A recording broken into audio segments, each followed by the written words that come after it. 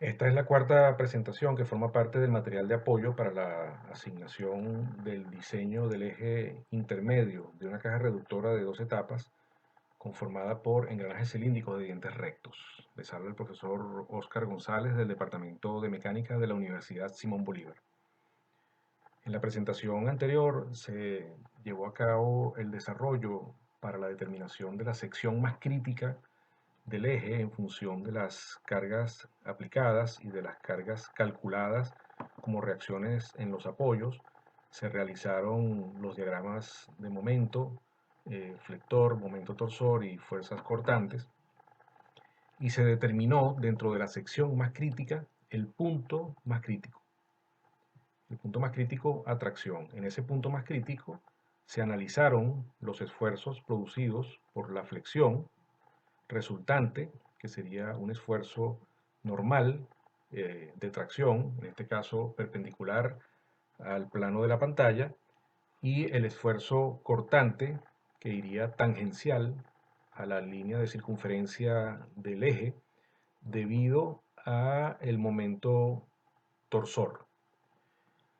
Esos esfuerzos se pueden representar en la matriz general de esfuerzos y a partir de la matriz general de esfuerzos se pueden calcular el diámetro mínimo de ese eje a partir de la aplicación de teorías de falla. Aplicando criterio de falla por fluencia para materiales dúctiles, que sería el caso de los aceros comúnmente empleados para ejes de transmisión, por ejemplo el criterio de von Mises, para el estado de esfuerzos combinados de flexión más torsión en el punto crítico de la sección crítica del eje, se puede despejar entonces el diámetro mínimo si se mantiene esa variable como incógnita en el desarrollo de la formulación del criterio de falla. Y si solamente ese eje tiene torsión y flexión, no tiene cargas axiales y se desprecian por el orden de magnitud los esfuerzos cortantes, la fórmula que permite predecir el diámetro mínimo del eje en esa sección más crítica debido a los esfuerzos producidos en el punto más crítico de esa sección más crítica, sería esa expresión que está ahí. El diámetro mínimo del eje en esa sección crítica sería la raíz cúbica de 16 veces el factor de seguridad dividido entre pi por el esfuerzo de fluencia o el esfuerzo admisible, atracción del material del eje. Multiplicado todo esto por la raíz cuadrada de la suma de los cuadrados del momento flector resultante y el momento torsor aplicado. Manteniendo esa expresión, debemos entonces definir unos criterios para el dimensionamiento del resto del eje. Eh, Resaltamos entonces que ese diámetro mínimo es el diámetro mínimo en la sección más crítica, pero no tenemos la información de los diámetros del resto de las secciones. Podría hacerse un proceso parecido determinando los momentos, flectores y torsores en cada sección y determinando el diámetro mínimo en cada sección, pero eso es un criterio poco práctico, que lleva mucho trabajo. Y cuando se tienen ejes convencionales donde ya se está aplicando, utilizando un factor de seguridad, uno puede trabajar de manera conservadora pero práctica, utilizando ciertos criterios que permiten el dimensionamiento mucho más rápido de este eje. Se dispone entonces del valor del diámetro mínimo en la sección más exigida del eje y debe emplearse algún criterio para dimensionar el resto de las secciones del eje. Para eso podemos considerar algunos elementos de interés en ese dimensionamiento del eje. El eje puede ser totalmente cilíndrico, con un solo diámetro de punta a punta y utilizando algunos elementos separadores. En algún caso va a ser necesario o un cambio de sección o un anillo de retención para posicionar axialmente las piezas que deben ser montadas sobre ese eje. Y ese posicionamiento tiene que ser bastante preciso para que el funcionamiento de las piezas que vayan a estar montadas sobre ese eje sea el funcionamiento adecuado. Entonces, hay varias formas de posicionar esos elementos. La primera es el cambio de sección. Es una solución bastante sencilla que consiste en rebajar hasta un cierto valor el diámetro de la barra que se esté utilizando para fabricar ese eje, de forma tal que el cambio de sección sirva de tope para la colocación en dirección axial de cualquier pieza que vaya a ser montada sobre ese eje, como puede ser el caso de los elementos que se están considerando en esta asignación, que son rodamientos y engranajes. Ese cambio de sección hay que tener entonces el cuidado de especificar un radio de entalla que vamos a ver en las láminas que siguen, unos criterios para la definición de ese radio de entalla en el caso de que de este tope o este cambio de sección sirva para el posicionamiento axial de rodamientos. Pero esta sería una solución muy convencional, muy común para definir las zonas de posicionamiento axial de los elementos que vayan a ser colocados sobre el eje. También existe esta solución que es bastante práctica y bastante común también, que es la de la utilización de anillos de retención. Para eso se requiere ranurar el eje en unas dimensiones que vienen especificadas dependiendo de cuál sea el anillo de retención que se vaya a utilizar. Son elementos normalizados cuyas dimensiones y características del asiento están contenidas en la información que puede suministrar el fabricante de los retenes. Los retenes son piezas de este tipo. Seguramente cualquiera puede haber visto este tipo de anillos de retención en montajes mecánicos bastante sencillos, bastante comunes. Y esta pieza se inserta en esta ranura de manera elástica, se abre utilizando una herramienta, se se amplía un poco el diámetro de manera elástica, se hace pasar por el agujero y después se libera esa tensión que sirvió para expandir el diámetro al ajustarlo en la ranura. Entonces una parte del anillo de retención queda contenido en la ranura y una parte sobresale de la ranura para convertirse entonces en un elemento de tope o de posicionamiento axial de las piezas que vayan a, a ser montadas sobre este eje. Y también se pueden utilizar bujes, que son anillos, aros, que van colocados sobre los ejes con una tolerancia de juego. No van exactamente adheridos, se montan con suavidad sobre el eje. Pero en algún momento esto sirve para separar una pieza que esté ubicada en este extremo de otra pieza que esté ubicada al extremo contrario del buje. En algún momento, para que esto no experimente ningún desplazamiento axial, si es que este buje está montado con cierto juego, deberá ocurrir más a la derecha o más a la izquierda, eh, deberá disponerse de algún elemento de tope para posicionar esas piezas, bien sea un cambio de sección, bien sea un anillo de retención. La solución por cambios de sección, que sería la primera que se ve en la imagen, implica el trabajo de mecanizado sobre una sola pieza, que sería el eje. Las otras dos alternativas requieren de la selección o fabricación de más piezas en el montaje. En el caso del cambio de sección, el mecanizado se hace sobre una sola pieza, que es el eje, pero vamos a tener ese radio de entalla que hay que especificar. Igual sucede en el caso de la ranura del anillo de retención. Este asiento del anillo de retención también tiene unas especificaciones para que no haya bordes vivos en el asiento que sean perjudiciales desde el punto de vista de la concentración de esfuerzos. Siempre esos asientos de los anillos de retención tienen un redondeado para suavizar la entrada del cambio también de sección que ocurre por la ranura. En el caso del buje, ese no sería el problema, pero el problema se presentaría en algún punto del eje donde eso tenga que ser utilizado para el posicionamiento axial de las piezas. Si se utilizan cambios de sección, un criterio práctico de dimensionamiento de todo el eje, en casos en los que no se requiera un elevado nivel de optimización de las dimensiones, que es la mayoría de los casos, salvo algunos casos de piezas de aviación o de algún otro elemento que requiere una optimización muy precisa de las dimensiones y de los pesos. Un criterio práctico es utilizar el valor obtenido del diámetro mínimo en la sección más crítica del eje, que se obtuvo a través de esta expresión, en esa sección más crítica, como el diámetro mínimo de todo el eje.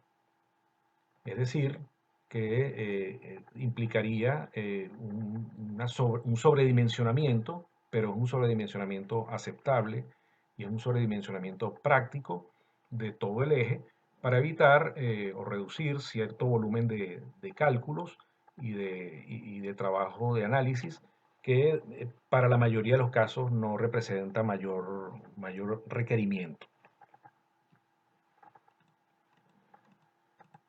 En una gran variedad de casos prácticos, las secciones menos exigidas de los ejes son los extremos en donde se ubican los apoyos, que en el caso de máquinas rotativas, esos apoyos son los rodamientos. Un rodamiento, aunque permite el giro, no permite el desplazamiento transversal, por lo tanto, se pueden comportar, dependiendo de cómo estén montados, como apoyos simples, impiden el desplazamiento transversal, o eventualmente también pueden comportarse un mismo rodamiento dependiendo de cómo esté montado, cómo esté sujeto, cómo estén sujetas sus pistas en el eje y en el soporte, puede comportarse también como una articulación plana. Son muy específicos los rodamientos que pueden soportar cierta porción de momentos flectores, pero en general no es el principio de operación de los rodamientos de uso más común. Entonces, un rodamiento se puede comportar como un apoyo simple o como una articulación plana, dependiendo de cómo estén montados. Esas especificaciones se ven en el módulo de rodamientos del curso de diseño. En la mayoría de los casos, como estamos mencionando, los elementos de apoyo están en los extremos de los ejes.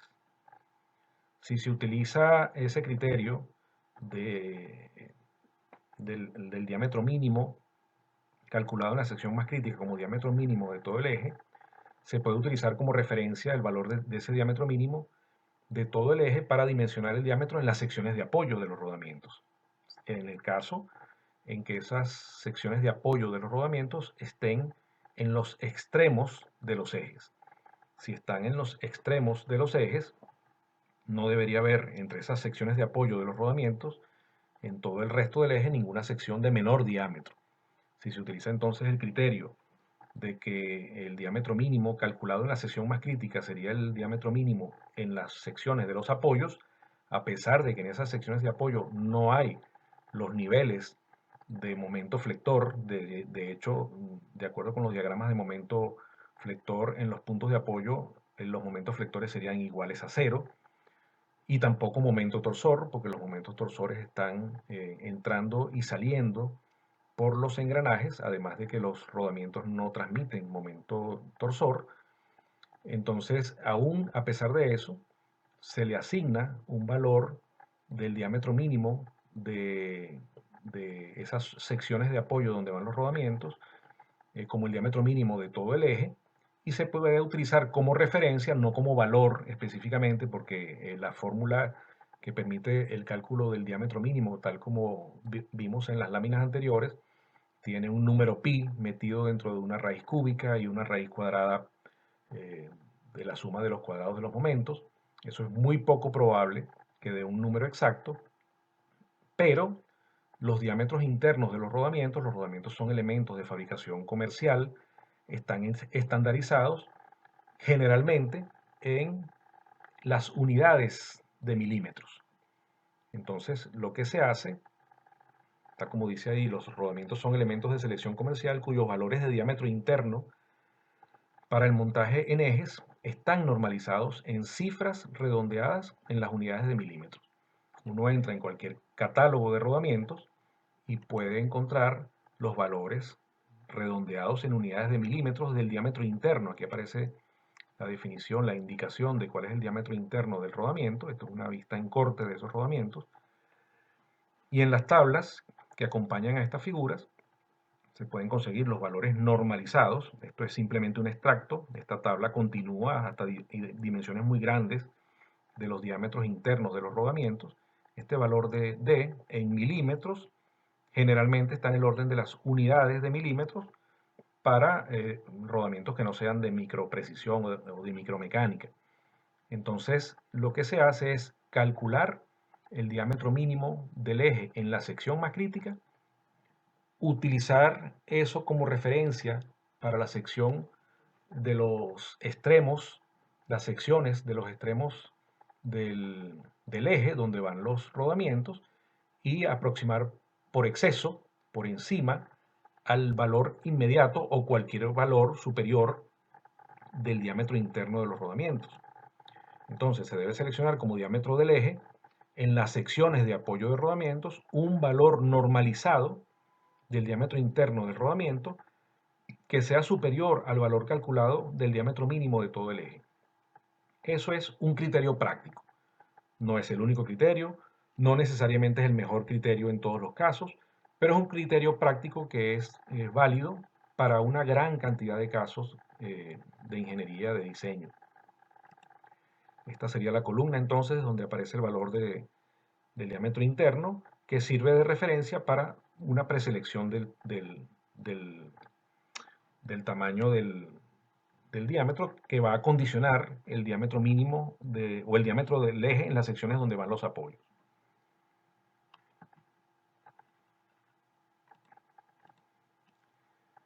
También tenemos la influencia que ejerce el ancho del rodamiento en el dimensionamiento del eje. El ancho del rodamiento permite dimensionar la longitud mínima de las secciones de apoyo de los rodamientos tomando como referencia los siguientes datos suministrados en el planteamiento, en el enunciado de esta asignación.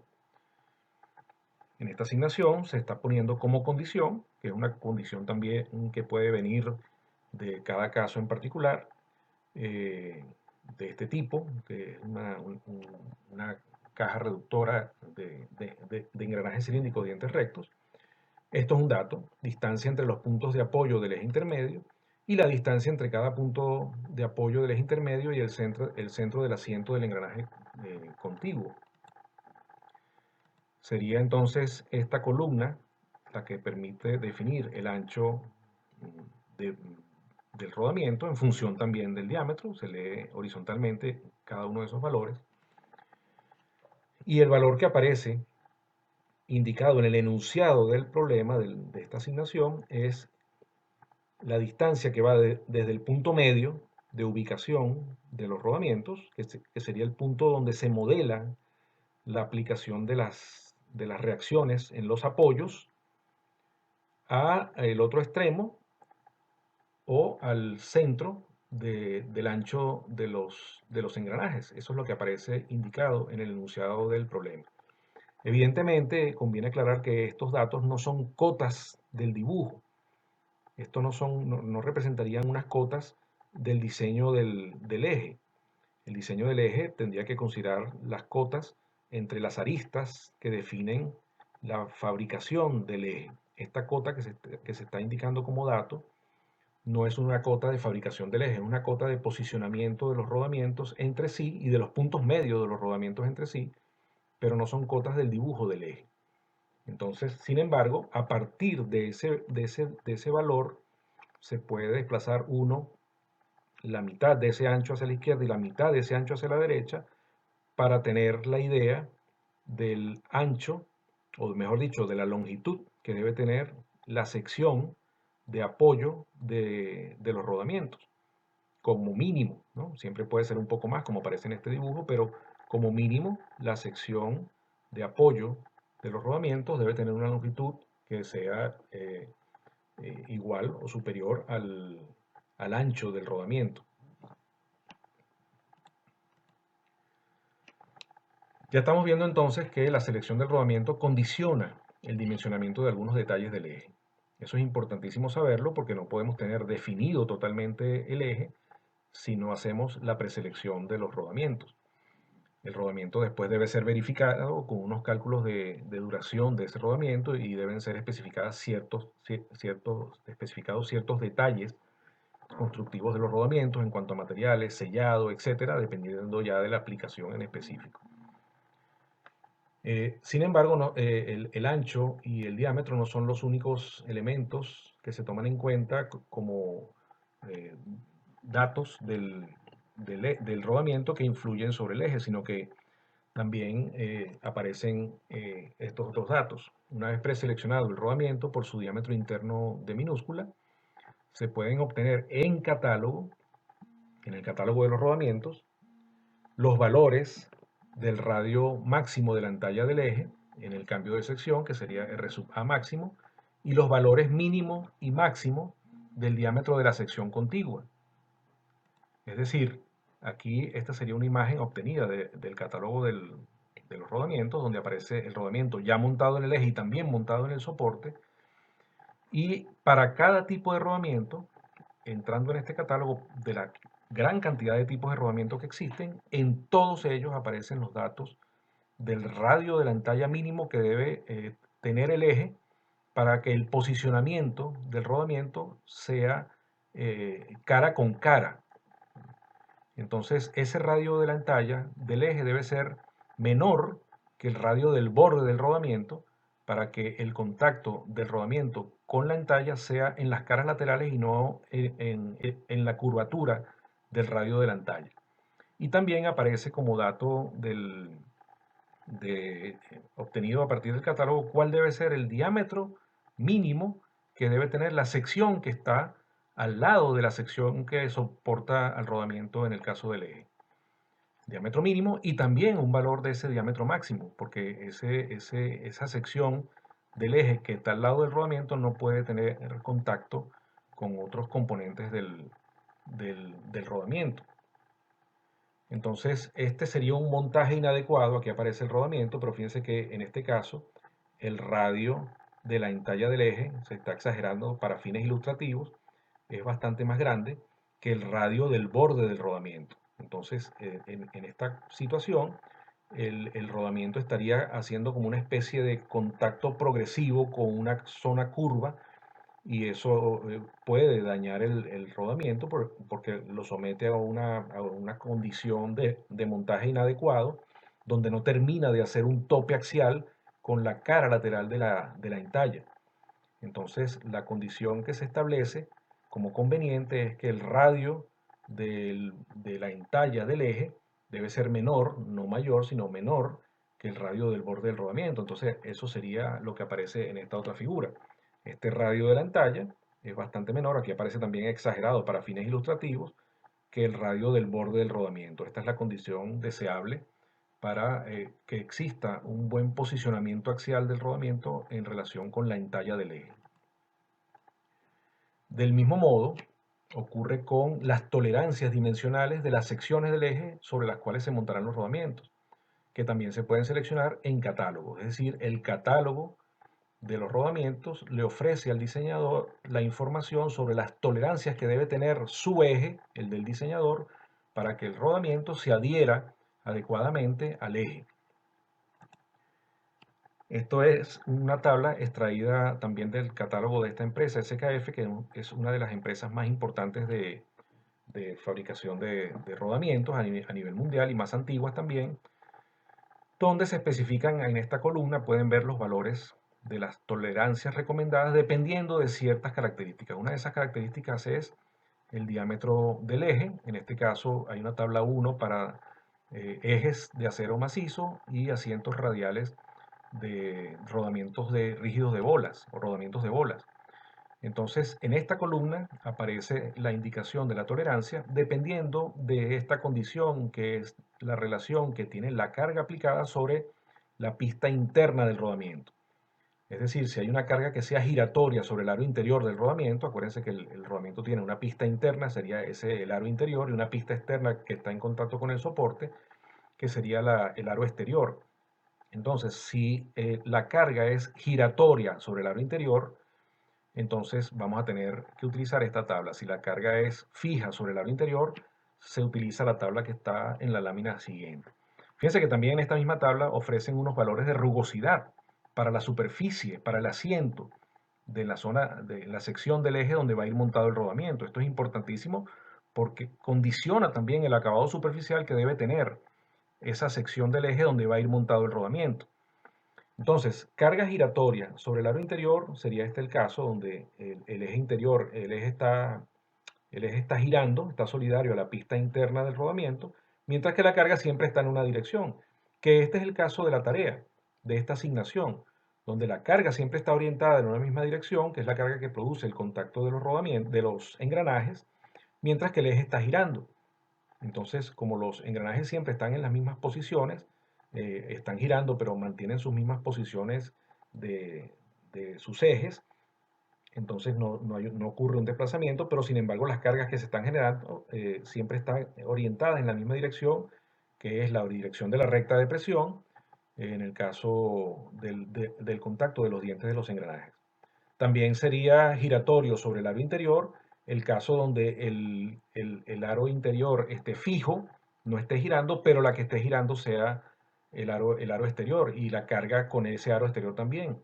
Entonces, esa sería una carga que también es giratoria sobre el aro interior desde el punto de vista relativo al aro interior y eso condiciona la selección de la tolerancia que debe tener el eje, es decir, la tolerancia del eje es, en esa sección de apoyo de los rodamientos, está definida por el tipo de rodamiento, las dimensiones de esos rodamientos y la relación entre la carga y su condición giratoria o fija en relación con el aro interior del rodamiento.